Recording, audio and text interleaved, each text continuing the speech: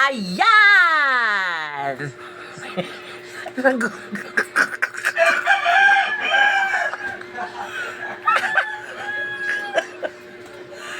Nagulat yung pusa ko.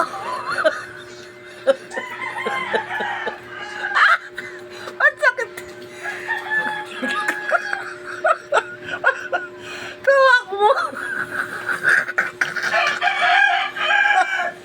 Ano ba? Magsasalita mo ba ako? Maiba tayo. Ngayon, may nakita akong news hindi, sa GMA na lahat daw ng mga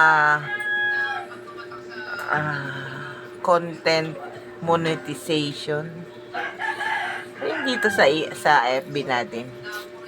Sabi daw ng gobyerno kailangan magbayad na raw tayo ng tax. Protection daw yun sa yung kunwari lumabas tayo tapos may nabidyohan daw tayo na ibang tao tapos ipinost natin. Post daw tayo ng post ng hindi nila alam na ipinost natin. Yun. Tapos, ano ba yung kinukuha ni Meta? Diba tax number natin yun, BIR? Tapos, kukuha pa rin ang gobyerno ng 20%. So, sa $1, kunwari may $1 ka.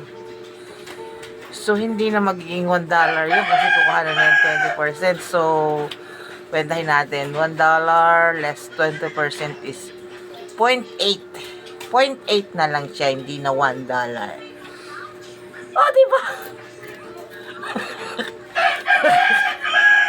Yung 0.01 ko na earnings,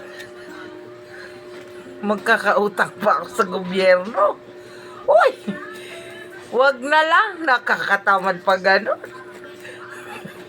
Yung pusa ko.